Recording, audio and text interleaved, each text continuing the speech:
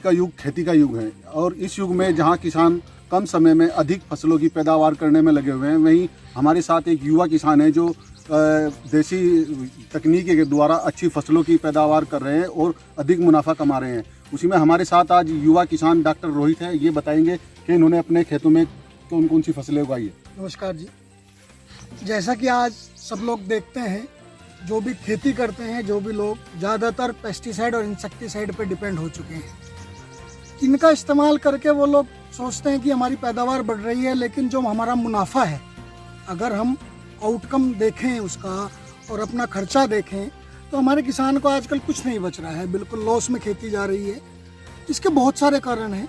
Excessive use of fertiliser, insecticides. जहाँ तक एक धारणा है कि बिना दवाई के खेती नहीं की जा सकती, मैंने उस धारणा को बिल्कुल बदला है। बिना इंसेक्टिसाइड, बिना पेस्टिसाइड और बिना केमिकल फर्टिलाइजर्स के हम लोग खेती कर रहे हैं और इससे हमें काफ़ी अच्छा मुनाफा भी मिल रहा है रवि भाई। और जैसा कि आप देखते हैं, मेरे पास बागवानी भी मैं कर रहा हूँ, उसमें मैं गन्ने की खेती भी ले रहा हूँ, गन्ने में सह फसली भी लेते हैं, दालों की खेती भी है और अन्य तो जो भी हमारे यहाँ खेती हो सकती है मैं सारी ही बिल्कुल केमिकल फ्री कर रहा हूँ। बात आते हैं हम फल पे। फल का आप जैसे देख पा रहे हैं, हमारे पास आम है। ये आम की बहुत ही उन्नत किस्म है और ये बाज़ार के भाव में, बाज़ार में इसका भाव 300 से 400 रुपये किलो मिलता है। और इसको कुछ लोग, ये प्योर ऑर्गेनिक है, इस पर कोई भी केमिकल का इस्तेमाल नहीं किया गया है। इस फसल का ये कौन सी प्रजाति की फसल है डॉक्टर साहब, आप बताएंगे? ये पूसा की अरुणिमा किस्म है। ये एक लेट वैरायटी होती है, लेकिन इसके दाम बहुत ज़्यादा अच्छे मिलते हैं और ये सघन बागवानी के लिए बहुत ज़्यादा अच्छी है, क्योंकि इसके ज़्यादा बड़े पेड़ नहीं हो सकते, रख रखाव अच्छा कर सकते हैं, हम पास पेड़ लगा सकते हैं। जैसा कि आपने ये फसल लगाई हुई है, इसका आपको मंडी में ले जा करके दाम सही मिलता है या फिर इसको कैसे करते हैं आप? मेरे कुछ नॉन मतलब जानने वाले ग्राहक जैसे दिल्ली बड़े शहरों में हैं, वो लोग अच्छी चीज़ों की तलाश में रहते हैं, तो मेरे से कुछ ग्राहक जुड़े थे। जैसे कि आप बोलते हैं ना, फैमिली डॉक्टर का एक कंसेप्ट है, अभी मैं कंसेप्ट लेके आए फैमिली फार्मर। तो कुछ फैमिलीज़ हैं जो मेरे से जुड़ी थी, वो लोग मेरे से डायरेक्ट मेरे फार्म से सारी चीज़ लेते। जैसा कि आप इससे वो काफ़ी समय से ऑर्गेनिक खेती को कर रहे हैं, इसमें आपको आम खेती के मुकाबले क्या मुनाफा ज़्यादा हो रहा है या जैसे समय की बचत हो रही है, इसमें क्या हो रहा है? ऑटोमेटिकली मुनाफा तो ज़्यादा रहेगा। जो खर्चा हम लोग केमिकल पे इस्तेमाल करते थे वो तो बिल्कुल ही ख़त्म हो चुका है। खेती में आज के समय में 90% खर्चा केमिकल का ही है, चाहे उसमें इंसेक्टिसाइड्स हों, फर्टिलाइजर्स हों। जैसा कि आपका वेद फार्म है और इसमें ऑर्गेनिक खेती के उसमें आप खेती कर रहे हैं, इसमें और कौन कौन सी फसलें हैं जो आपने इसमें फार्म में की हुई है? देखिए, अभी मैं बागवानी पे ही बात करूँगा। बागवानी पे आम में मेरे पास 6-7 तरह की किस्में हैं, वो मैं आपको दिखा देता हूँ। जैसे ये आप देख चुके हैं, अरुणिमा है पूसा की। आप इधर आएंगे, ये पूसा आम्रपाली पुरानी किस्म है लेकिन बड़ी अच्छी है, अभी चलन में नहीं है। पूसा आम्रपाली है, इसके भी अच्छा दाम मिलता है बाजार में। इधर आएंगे, ये पूसा लालिमा है, ये 600 रुपये किलो के आसपास जाती है। आप आगे आएंगे, मैं दिखा देता हूँ आपको।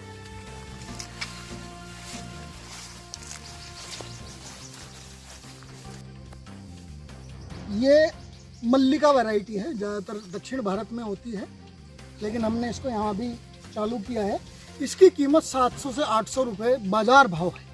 अगर हम इसको ऑर्गेनिक करेंगे तो हम 1000 रुपये तक इसका किलो का भाव बेच सकते हैं। जैसे कि डॉक्टर साहब हम देख रहे हैं कि ये आपने पैकिंग किया हुआ है कुछ, आप ये पैकिंग का क्या हुआ है जैसे आपने पैकिंग किया हुआ है? इनको फ्रूट बैग्स बोलते हैं जी। जैसे कि आम में कीड़ा लगता है, बाहर के जानवर लगते हैं, क्योंकि कीड़े की हम तो दवाई तो करते नहीं हैं इन पे, तो उससे बचाने के लिए हम इसको पैकेट में, स्पेशल पैकेट आता है, इसमें पैक कर देते हैं। जब ये पक जाएगा तब हम निकाल लेते हैं। तो इससे इनको कीड़ा वगैरह उससे बचाया जाता है, बीमारी से और पक्षियों से भी बचाया जा सकता है। और जो आपके इस फार्म में है वो आप किस चीज़ की खेती कर रहे हैं, एक बार उसके बारे में भी आप हमें जरा विस्तार से चलो मैं आपको एक नया कंसेप्ट दिखाता हूँ। मैदानी इलाकों में सेब की खेती। सेब की खेती सिर्फ पहाड़ों में हो सकती है, लेकिन मैं आपको मैदानी इलाकों में दिखाता हूँ। देखिए, एक सेब का स्वस्थ पौधा है। अभी तक धारणा थी कि मैं पहाड़ी इलाकों में सेब होता है, लेकिन भारत सरकार का एक प्रोजेक्ट था कि मैदानी इलाकों में भी सेब की खेती की जाए जिससे किसानों को ज़्यादा आमदनी हो। तो एक अन्ना इजराइल की वैरायटी है बेसिकली, अब इंडिया में भी लगाने लग गए हैं इसको। इस वैरायटी का नाम है अन्ना। ये बहुत अच्छी वैरायटी है। ये 3 साल का पौधा है और हर पौधे पे अब तो हार्वेस्ट हो चुका है। हर पौधे पे 20 किलो के आसपास सेब आ चुका है। तो जैसे ये आपने सेब का पेड़ बताया है, ये कितने समय में फल देना शुरू कर देता है? ये दूसरे साल फल देना शुरू कर देता है। एक पेड़ पर कितना फल आ जाता है? अभी हमने जैसे दूसरे साल तो हमने तुड़वा दिया था फल, तीसरे साल 20 किलो के आसपास पर पौधा फल आ चुका है। आपकी इस बागवानी में कितने पेड़ लगाए हुए आपने सेब के? अभी तो ये नया प्रोजेक्ट है, अभी मेरे पास 50 पेड़ हैं। अभी मैं सोच रहा हूँ कि 1-2 साल में 2 एकड़ चालू करूँगा सेब का। और कौन कौन सी वैरायटी है अब आपकी? देखिए अमरूद भी है मेरे पास, नहीं सघन बागवानी के लिए मैं दिखा देता हूँ।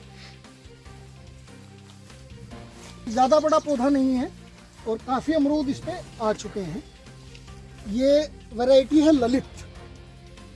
ये लाल रंग का अमरूद होता है, साइज काफ़ी बड़ा हो जाता है और इसके भी अच्छे दाम मिलते हैं। सघन बागवानी है, ये भी 3 साल का पौधा है और ज़्यादा बड़ा पौधा नहीं हो पाता है। जैसे कि आपने ये ललित किस्म का अमरूद बताया है, इसका आकार कितना बड़ा हो जाता है ज़्यादा से ज़्यादा? ये एक मीडियम आकार जो हमारे यहाँ होता है, क्योंकि हमारे यहाँ ज़्यादा बड़ा आकार का अमरूद नहीं बिक पाता हमारे एरिया में।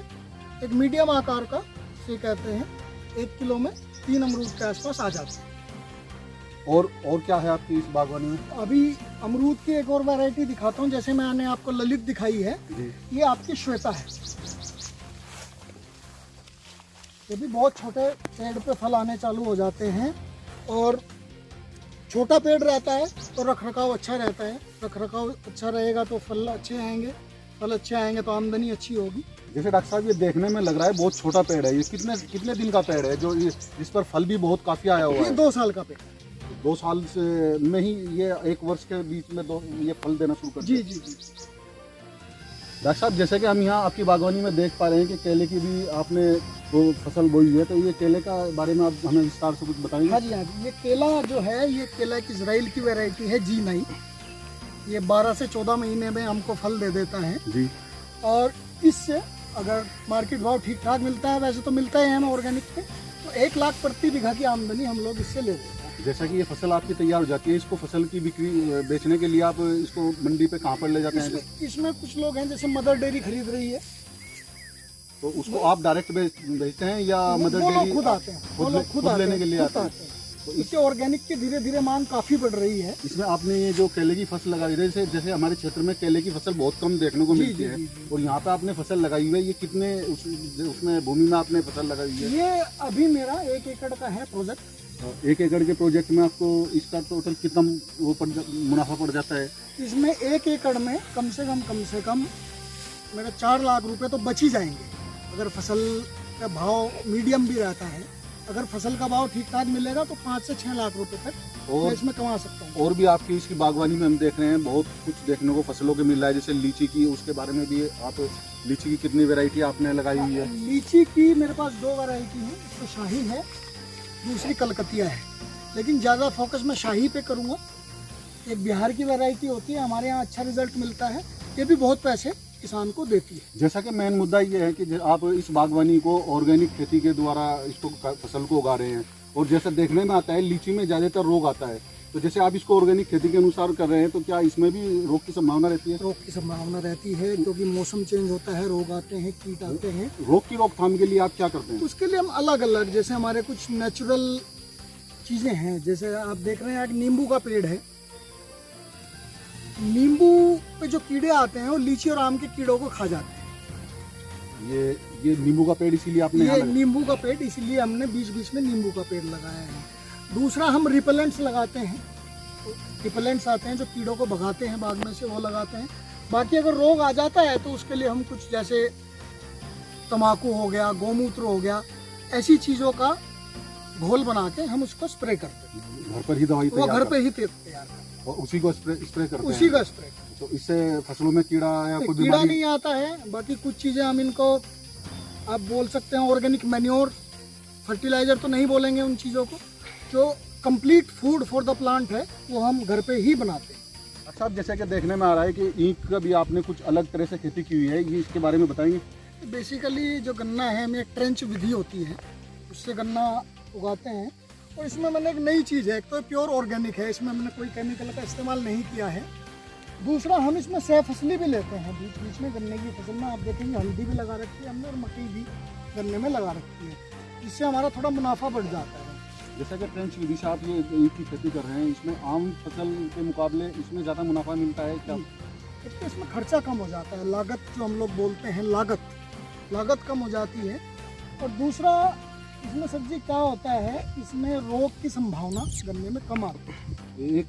एक बीघा में कितनी इसकी पैदावार हो जाती है? इसकी पैदावार हमारे इलाके को देखते हुए उससे 1.5 गुना ज़्यादा है, जो नॉर्मल ट्रेडिशनल हम करते हैं उससे ज़्यादा आती है। जो आम किसान गन्ना बोता है उस गन्ने के मुकाबले क्या इसका रेट भी अधिक मिलता है या उसी रेट में? क्योंकि जो ऑर्गेनिक वाला है, इसको कुछ जूसेस वाले लोग हैं जो हमारे यहाँ से लेके जाते हैं, तो 1.5 गुना से ज़्यादा हमें मिल जाता है। तो कुल मिलाकर जितनी आपकी इसे बागवानी में खेती और फसल जो आपने की है, वो ज़्यादातर आपकी फसलें मंडी में जा करके यही इसी बागवानी से लोग लेने के लिए आते हैं। जी, आप देख पाएंगे जो मैंने कुछ दलहन भी है मेरे पास, जैसे मूंग की फसल है, ये प्योर ऑर्गेनिक है, तो इससे हम दाल बना के सप्लाई कर देते हैं, दाल बना देते हैं। मूंग जब ये हार्वेस्ट हो जाएगी तो इससे हम दाल बना देंगे। वो दाल दिल्ली के कुछ लोग हैं तो पहले से ही लेके जाते हैं। ये दाल की जो फसल होती है इसको भी सब यहीं से लेके जाते हैं, यानी कुल मिलाकर डॉक्टर साहब आपको अपनी फसल के लिए मंडी या कहीं जाने की जरूरत नहीं है। आप सब आपका सब जो भी फसल होती है वो सब यहीं से आपकी सही मुनाफा